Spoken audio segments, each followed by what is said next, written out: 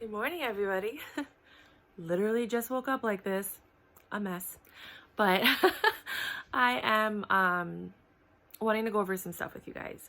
So, yes, I did get the Safe Moon in my wallet because a lot of people were asking about that. It just took forever because it was after midnight.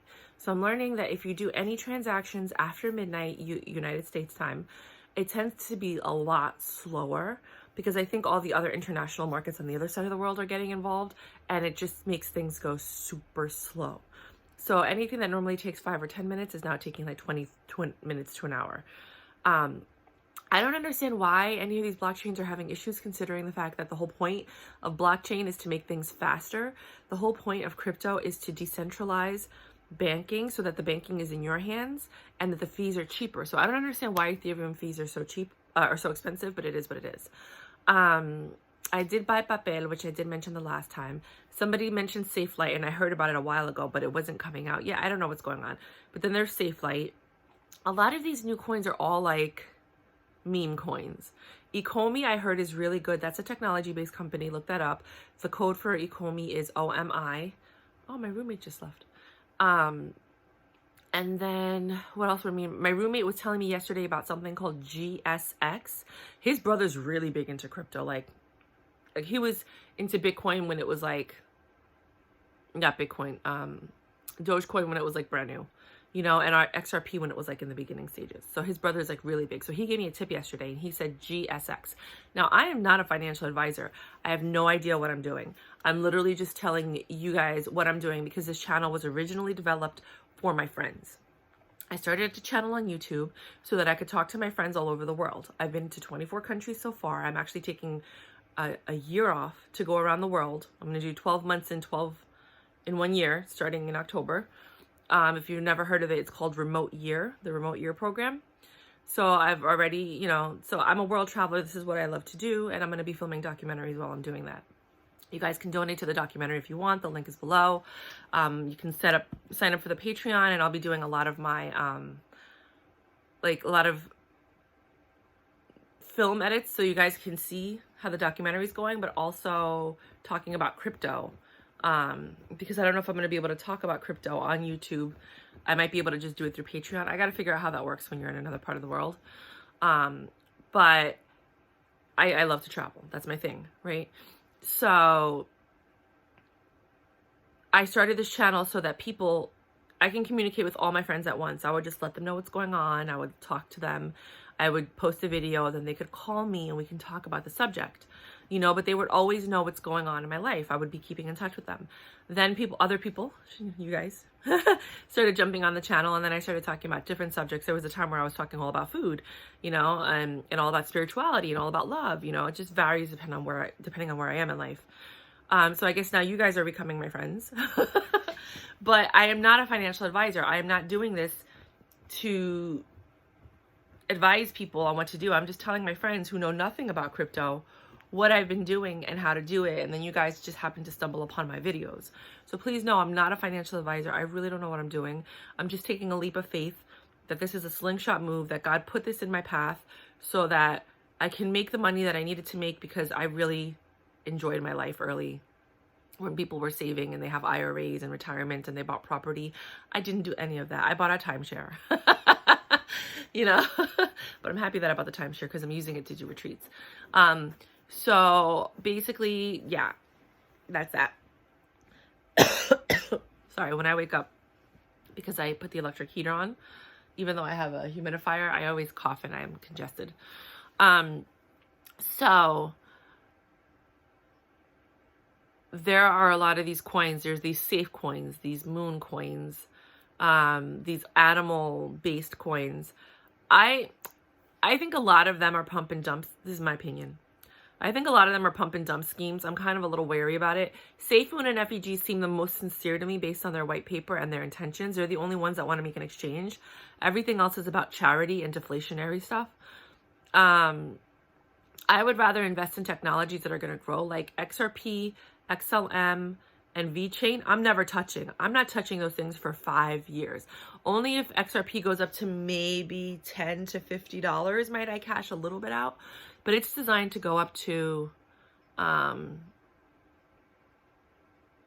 $10,000. So there's no reason for me to think it's going to go any less than 1,000, but you never know what's going to happen. Apparently that supposedly Japan's supposed to get in this weekend or this week or this month, whatever, to put their money in because they're going to be utilizing the XRP in their banking system and whatever else that they want to do. That's a good thing. Like, yes, America is awesome. We love America. We're Americans, yay! But let's be honest, there's other countries and continents in the world. So I'm very curious as to what's happening in Africa, in Asia, in Europe and South America. I'm okay with investing in cryptos that are related to those countries so that I can benefit from that as well. Why should I limit my mind and only stay in America? It just doesn't make any sense to me. That's what I like about Cardano. Cardano was low and it blew up because it opened up in one country in Africa. Imagine it opened up in multiple countries in Africa. I'm into Cardano. VeChain, huge supply chain management in China. What's to say it's not going to trickle over to other continents? China's a big continent. They have 1 billion people. We don't have 1 billion people, so these are the technologies I'm looking into. Somebody told me something about helium. That looks really interesting. It's about like a cell phone mobile service, I think, in America. So I'm definitely going to be looking into that. I finally sold my turtle coin at a loss. So basically I bought turtle coin at a profit, but still at a loss of what I could have bought it at. So I bought turtle coin at $24.44, right? $25, but after the fees, it was $24.44. It went up to 2,000. Me, the pendeja, was like, I wanted to go to 2,500. That was my number. Stupida. And then it dropped down to 1,300. I took out $200 and then it dropped down to 8 something. So I really only cashed out at like 8 something plus the 200, 8, 9, 10, about $10,000. Stupid. At like $1,050. So I just woke up. I'm really not. My roommate had me up to like 2 o'clock in the morning. I was trying to help him learn how to buy SafeMoon because he has Qcoin like me. He doesn't have Binance. So it was just taking forever the money to transfer. And then he wanted to try, and he did, and it worked. He wanted to try taking Bitcoin from Coinbase, transferring it to his wallet. It worked. Then swapping the Bitcoin for the BNB in the wallet in Pancake Swap. It worked. And then because you have to go into the browser in your wallet and then open up Pancake Swap and then connect it to your wallet for it to work, right? So then he took the Bitcoin from his wallet, swapped it to BNB, took that BNB and then swapped it to SafeMoon because he wanted to avoid the fee of sending the Bitcoin to Qcoin, buying the BNB, and then sending it to his wallet and then swapping it for SafeMoon. He was like, I'm still going to pay a fee. And I was like, look, I'm backing out right now. You do whatever you want to do. And that took forever, but it worked. So that's another option. Then there's, then I got my sweatshirt. It finally came in. I like this sweatshirt. I got it on Amazon, Hoj Nation, because I invested in Hoj, which is basically supposed to be a parody to Doge. It actually has a utility. It has a clothing line. You can get Doge stuff on Amazon too. You can get SafeMoon stuff on Amazon. I have a SafeMoon shirt coming today. The reason I bought this stuff is because when I travel throughout Europe, I figure if I wear it and people know what I'm talking about, we can like talk. I can make friends and stuff. But then I was thinking, now that I said it, like if they see it, they might be like, oh, she's into crypto, and then they're going to want to steal my stuff. So that might not be a good idea. I'm always wary about people trying to take your stuff in Europe. So yeah, maybe not a good idea. Maybe I'll just wear it in America. It's like, this is where my brain goes. And then only because those movies where you see like somebody walking with their pocketbook and then somebody comes on their motorcycle and grabs their pocketbook, and that's never happened to me or anybody I know, but it was in enough movies when I was growing up that it made me wary. What else can I tell you guys? So you're welcome, because everybody keeps telling me thank you for all the people that learned how to buy anything with a Binance coin off of Binance. Because basically I figured out how you can buy BNB from another exchange, put it in your Trust wallet, swap it to Smart Chain, and then open up Pancake Swap with the Smart Chain network activated. Because as soon as you open up the internet in your browser on Smart Chain, it's automatically Ethereum network. So on the upper right hand corner, you have to click that diamond shape, which is the Ethereum logo, and switch it to smart chain, or else your pancake swap won't recognize your BNB. It has to be under smart chain. It's just what it is.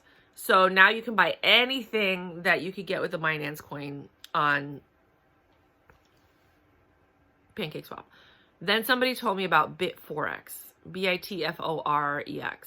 I make no money off of this. I'm not even putting links. I'm just talking to you guys. Please donate to the channel if you're actually making money and you're benefiting from this, because why not, right? I could use it. I could buy more sweatshirts. No, I'm kidding. I'll get more crypto and then I'll talk to you about it. And then I'll get better equipment, and I can actually maybe learn how to do the split screen stuff, because I could take time off of my life and do that. Because everyone's like, you should be showing us with the screen. And I'm like, yeah, but then that makes me an official crypto influencer. And that's really not what I was trying to do. I was literally just trying to talk to my friends. But, you know, everybody's like telling me I should do it, including my friends. So I'm like, all right, fine, whatever. So I got to figure that out. If anybody knows how to do that when you're a YouTuber and you show the screen on your, I have to do it from my phone, or maybe my computer, but you show the screen and then my little face is here or whatever, or even if you just show the screen and I can show people how to do things. I have no idea how to do that. This is not my career. I'm a real estate agent and a personal assistant to like millionaires and billionaires, but not a YouTuber and a film editor. This is what I'm going to be learning when I take the year off of Europe and I film all this footage and then I have to edit it, which I might just pay people from Fiverr to do it for me, because I really have no interest whatsoever in doing it. But if I did, I would probably film myself doing it and make a documentary on how to edit a video, like how to edit a film. That'd be funny, right? So this is exactly what I do right before I fall asleep. Before I fall asleep, I babble about the most random weird things, like just random weird things. And then when I wake up, I just babble about like whatever was on my mind the day before. I'm looking around at what I have to tell you guys. Nothing else, right? I think I told you guys everything I need to tell you. Oh, there was another coin that just popped up today. I'm going to put the link for the guy that introduces all the new coins on Binance. A lot of them are pump and dump schemes. I do think they might have some longevity. Like there's this one called Life Token, LLT, and it donates to cancer research and cancer. And I think kids in cancer or women in cancer or cancer, something like that. Look it up. Lifeline Token. It's a good cause. It's expensive, so it must be good, because it's already gone up. It's not like you can get millions of shares. Like I put in like $5 to $20 and I only got like 2,000 shares or 1,000 shares. It was expensive. There was another one that I did too that was expensive. Moon Token. So I'm guessing those two blew up fast. I was like, no, not Moon Token.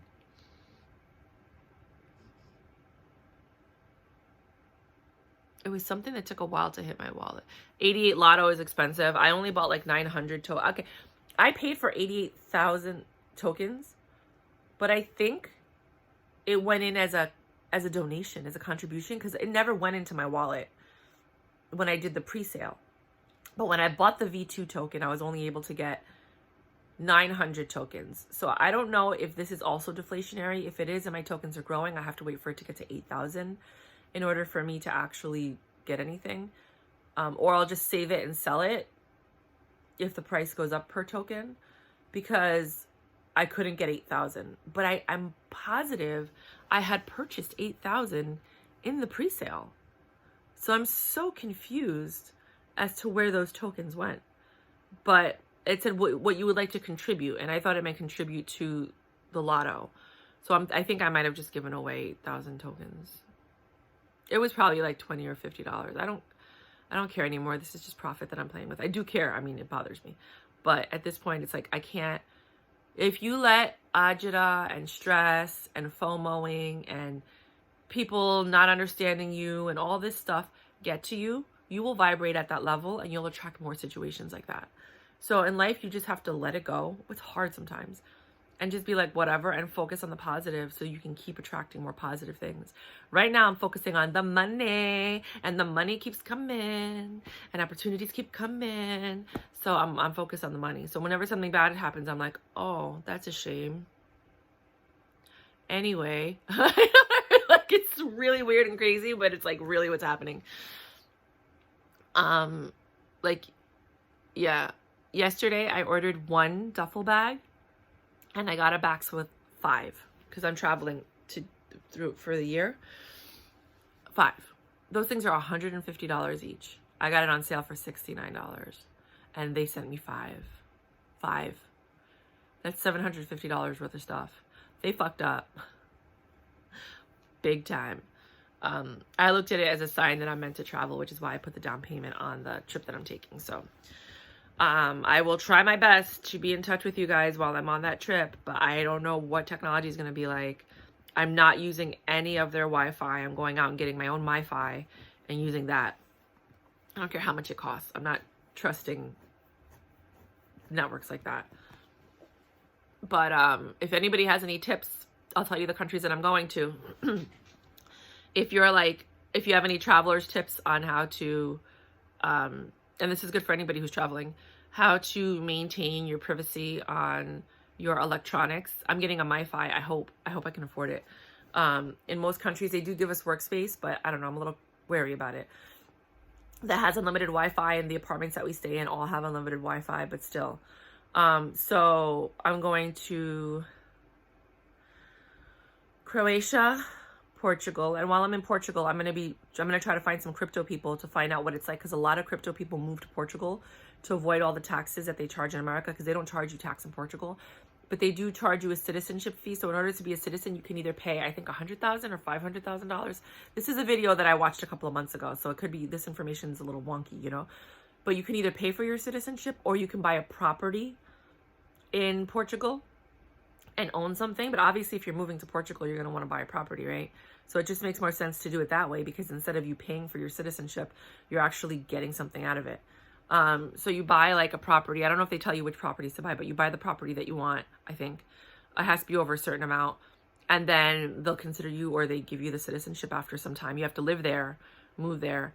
And then when you denounce your American citizenship, when you leave America, they have something called an exit tax, and they tax 50% of everything, 50% of anything you've ever held right before you leave. So if you're cashing out your stocks, they do that. If you're cashing out your ROA or IRA, you pay 50% tax on that. If you're selling your home, you pay 50% tax on the income that you make from the home. That's fucking crazy. If you're selling, and whatever you're getting rid of, you're closing your bank accounts, they take 50. It's an exit tax. They're like, bye, we're taking our share, right? So a lot of these crypto people, before Bitcoin blew up, they went ahead and they did their exit tax when they had little money, and then Bitcoin blew up, and then they had all their millions in Portugal where they did not tax you or bother you with your crypto. So Portugal is becoming like the Silicon Valley of crypto. So that's something to think about. So when I'm in Portugal, I'm going to be actually probably doing a documentary and making a bunch of videos with crypto people. I'll probably be looking for them now to set up the interviews, trying to learn about what it's like to move to Portugal. I'm an American citizen, but I can get dual citizenship because my parents were both born in Dominican Republic. I'm first generation American. So I was thinking of getting a Dominican passport, you know, getting my dual citizenship and then sacrificing that one for something so I can have citizenship in another country and still be an American. And then I guess I would just, I don't know. I have to figure that out too. I have to talk to people. But again, I've only cashed out on like $4,000 of crypto. It's not like 4,000. Well, no, because I cashed out on 13 and I put it back in. So remember that 15? Yeah. So whatever. So it ended up being even. And then I put in an additional 1,500. So I really cashed out 1,000, 2,000. Yeah, I cashed out about $3,000 worth of crypto.